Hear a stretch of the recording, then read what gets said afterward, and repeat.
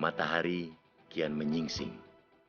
Udara panas dan terik mengawal setiap gerak para nelayan yang mengais rejeki di kawasan pelabuhan Karangantu, Banten Lama, Provinsi Banten.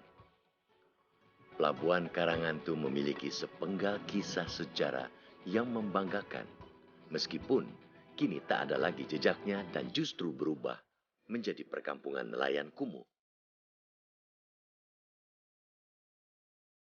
Karangantu dulunya adalah pelabuhan kelas dunia. Pelabuhan ini pernah tercatat menjadi bagian jalur sutra. Gubernur Belanda Jan Pieter Soenkoen, sebagaimana yang diungkap dalam buku Mengenal Peninggalan Sejarah dan Purbakala Kota Banten Lama, mencatat soal 6 perahu Cina yang membawa barang senilai 300.000 real. Sejak akhir abad 16, Karangantu menjadi pasar sekaligus bandar internasional utama untuk Indonesia bagian barat yang disinggahi pedagang Asia, Afrika, dan Eropa. Dan menurut arkeolog Supratikno Raharjo, hal inilah yang menjadi awal mula berkembangnya kota Banten sebagai pusat berbagai aktivitas komersial dan bisnis di masa itu. Pada saat itulah Banten mengalami suatu kemajuan yang luar biasa. Dan itu merupakan satu pencapaian yang mungkin sangat langka ya di Nusantara begitu, karena ini menjadi pusat perdagangan internasional ya, sering disebut dengan istilah imperium begitu ya, yang menarik pedagang-pedagang dari hampir seluruh belahan dunia yang dikenal pada saat itu begitu. Sejarah berdirinya Banten awalnya dikenal dengan nama Banten Girang yang merupakan bagian dari kerajaan Sunda. Secara umum itu Banten itu bisa dilihat dari misalnya periode sebelum Kesultanan ya, periode sebelum Kesultanan itu artinya zaman prasejarah sampai zaman Hindu lah ya. Tapi dalam konteks munculnya Kesultanan Banten itu suatu tempat yang kemudian diambil alih ya oleh Islam begitu, yang dianggap itu dulu yang mengislamkan adalah Sunan Gunung Jati begitu ya.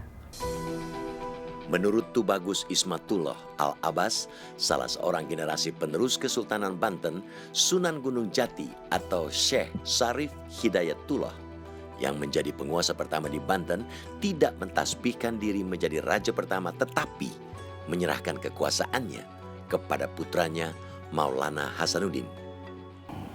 Sejarah berdirinya Kesultanan Banten itu lebih kepada hasil perjuangan dakwah Islam. Jadi termasuklah Kesultanan Banten, kesultanan yang memang bersyariat Islam. Dan kemudian dibangunlah sebuah masjid yang besar karena satu kebutuhan untuk ibadah. Oleh karenanya Kesultanan Banten butuh satu figur untuk memimpin, maka diangkatlah seorang Sultan Banten, yaitu Sultan Maulana Hasanuddin. Pusat kekuasaan wilayah ini yang semula berkedudukan di Banten Girang lalu pindah ke daerah pesisir yang sekarang dikenal dengan Banten Lama.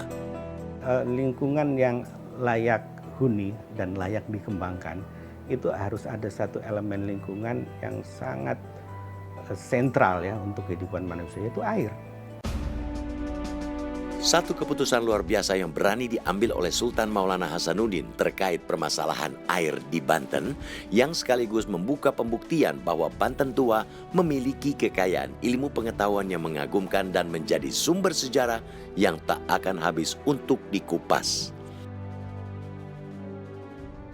Inilah Kraton Surosowan yang merupakan salah satu situs bangunan bersejarah yang ada di kawasan Banten Lama Serang di kawasan seluas 4 hektar yang dikelilingi benteng setinggi 2 meter ini. Terdapat sisa-sisa bekas bangunan mulai dari pintu gerbang keraton yang berbentuk bulat, kolam pemandian, menjadi bukti kemajuan peradaban masa itu. Pada tahun 1952, ketika Kraton Surosowan mulai dibangun, dikembangkanlah teknologi penyaringan air bersih. Air bersih ini bersumber dari mata air Tasik Ardi berjarak sekitar 2,5 km dari Keraton Surasowan. Saluran itu tidak semata-mata memindahkan air dari Tasik Ardi ke istana, tetapi air itu pun masih harus disaring. Dan penyaringannya itu sampai ada 3 tempat ya. Pangindelan Abang mungkin disebut Abang karena ketika masuk saringan itu masih belum terlalu bersih begitu ya. Jadi masih agak merah begitu barangkali begitu. Pangindelan Putih itu mungkin sudah mulai jernih begitu. Pangindelan Emas ya mungkin sudah bersih sekali, sudah layak diminum sama kalangan keraton lah begitu. Dan sampai di dalam ada yang namanya pancuran emas di situ ya.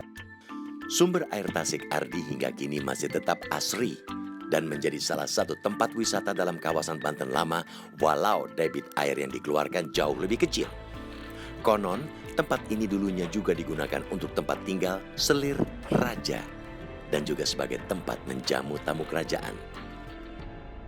Zaman dulu, abad 17, kita sudah bisa membangun PDAM gitu ya, air bersih yang langsung bisa diminum. Gitu. Waduknya itu Tasik Ardi, dengan dasarnya itu lantai tekel merah itu. Airnya dialirkan, airnya untuk air bersih, tapi juga dia banyak digunakan untuk irigasi pertanian. Salah satu bagian dari Keraton Surosowan yang juga menjadi muara air Tasik Ardi adalah kolam Raradenok.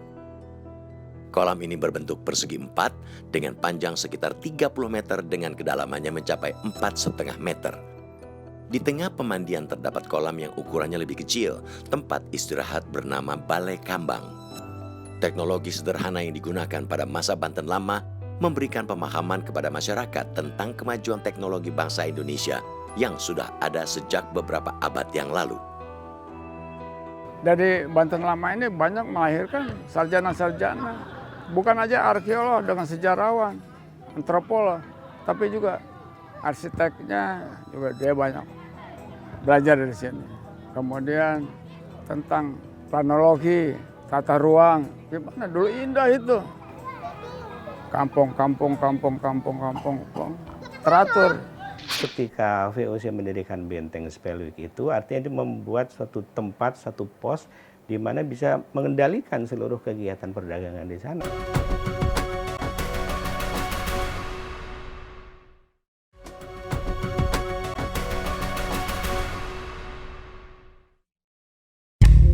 Banten memang kaya peninggalan sejarah dari zaman megalitik hingga zaman penjajahan Jepang. Ragam peninggalan di sana mencerminkan tingginya peradaban nenek moyang, luasnya pergaulan masyarakat Banten sampai di tingkat internasional dengan rasa toleransi begitu tinggi antar etnis dan agama. Masa kejayaan kerajaan Banten adalah pada masa kepemimpinan Sultan Ageng Tirtayasa yang memimpin pada periode 1651 sampai 1683. Ia memimpin banyak perlawanan sehingga di bawah dia Banten memiliki armada yang mengesankan. Titik balik kehancuran Banten Lama terjadi saat pecah perang saudara antara Sultan Ageng Tirtayasa dengan anaknya Sultan Haji. Nah, ketika terjadi konflik, si VOC itu sangat berpihak kepada anaknya ya, dan dia tahu, dan saya kira ini memang suatu strategi VOC, dan saya kira di mana-mana dia mencari celah bagaimana dia masuk di dalam satu sistem pemerintahan lokal yang ada, kemudian memecah belah di mana dia mendapat keuntungan di situ gitu.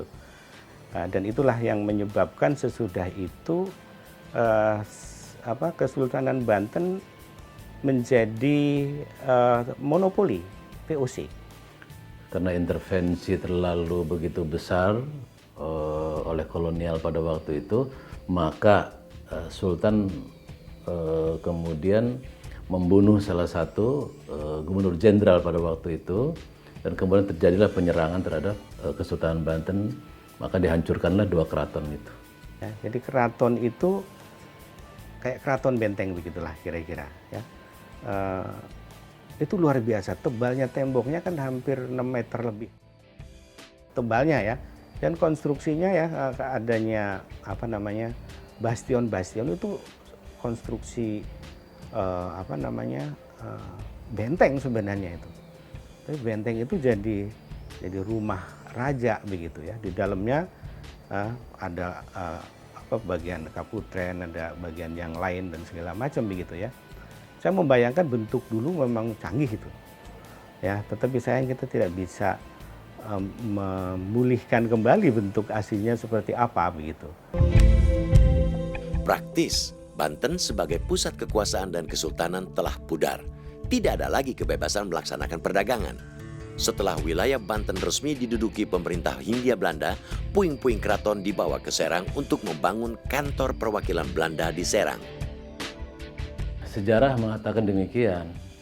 Kayak Karesidenan Banten yang sekarang kantor gubernur yang di alun-alun itu kantor residen dulunya. Kemudian kantor Bupati Serang. Nah itu memang materialnya itu adalah sisa ngambil dari keraton-keraton. Dari keraton-keraton Banten. Selangkah demi selangkah VOC mulai menguasai Kesultanan Banten. Dan inilah Benteng Spelwijk VOC yang mulai didirikan pada tahun 1684-1685 di bekas benteng Kesultanan yang dihancurkan.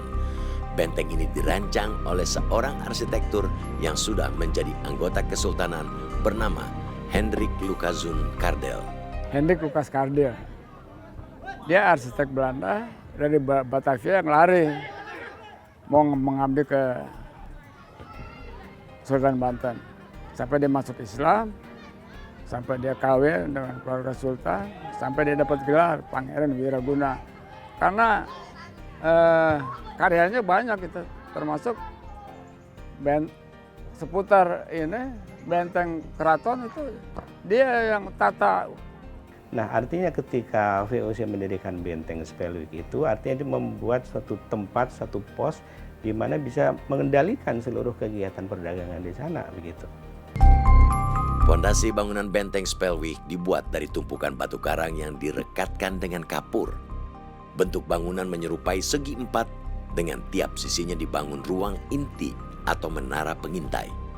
Ruang intip yang masih tersisa dan dinaiki adalah di bagian utara.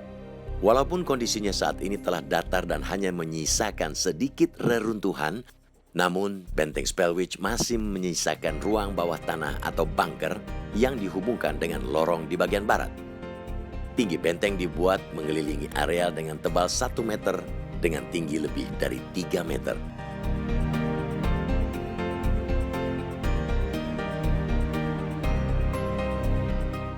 Banten kaya segala macam, tapi sayang pengaturannya.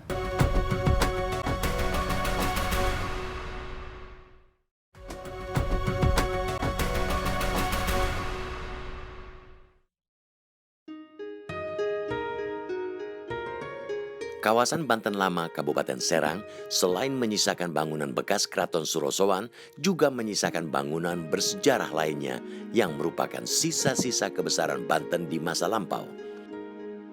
Inilah Keraton Kaibon yang berdiri tidak jauh dari kawasan Keraton Surosowan. Bangunan yang berdiri pada abad 18 ini menjadi keraton kedua di Banten setelah Keraton Surosowan. Berbeda dengan kondisi Keraton Surosowan yang sudah rata dengan tanah, pada Keraton Kaibon masih menyisakan puing-puing reruntuhan dan pondasi bangunan yang ada dalam kompleks istana. Namun kemudian Keraton Kaibon ini dihancurkan pihak Belanda pada tahun 1932. Kini Keraton Kaibon menjadi salah satu bangunan cagar budaya Provinsi Banten yang menyimpan cerita kejayaan Kerajaan Banten Lama. Menurut data dari pihak Balai Pelestarian Cagar Budaya Serang, jumlah benda cagar budaya yang ada di Banten berjumlah 209 situs dan tersebar di beberapa wilayah.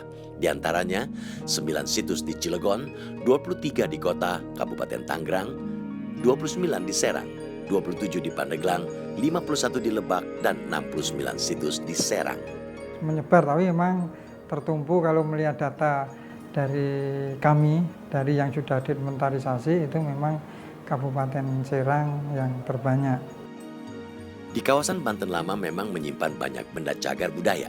Selain Istana Surosowan dan Istana Kaibon, juga terdapat Benteng Spelwijk, Danau Tasikardi, Masjid Agung Banten, Pelabuhan Karangantu, dan Vihara Avalokiteswara. Sejak tahun 1995, Banten Lama telah diusulkan ke UNESCO untuk dijadikan salah satu situs warisan dunia. Banten kaya segala macam, tapi sayang pengaturan. Anda lihat tadi, bagaimana Anda sulit untuk melihat keindahan arsitektur bangunan masjid kuno itu, ya. Masjid Agung Banten, karena penuh pedagang. Dan itu kelihatannya juga pemerintah daerah oke-oke saja. Jadi memang ada kepentingan yang berbeda begitu antara yang menguasai tempat itu, ya. Sekarang itu kan ada di dalam pengelolaan masjid. Keluarga keraton di sini mempersilahkan. Silahkan mau dibangun apa untuk melayani umat sekarang ini. Kalau sekarang ini kita melayani umat. Umat yang datang mau ziarah, mau i'tikaf. Ini harus diopeni sebetulnya. Titik tolak usia penetapan status kepurbakalan satu cagar budaya ada pada batas usia 50 tahun. Tidaklah heran, cagar budaya ini memiliki sifat yang rapuh, unik, langka, terbatas, dan tidak terbarui. Jumlahnya pun kini cenderung sedikit dan semakin berkurang akibat dari pemanfaatan yang tidak memperhatikan upaya perlindungannya. Seperti kondisi lingkungan yang tidak kondusif, banyak sampah bertebaran, dan pemanfaatan situs sebagai tempat bermain. Sebenarnya sanksi itu sudah ada di dalam undang-undang, memang ada yang sanksinya harus didenda miliaran, dari 100 juta miliaran, ada yang sampai 15 tahun. Namun demikian memang kami di sini masih pendekatan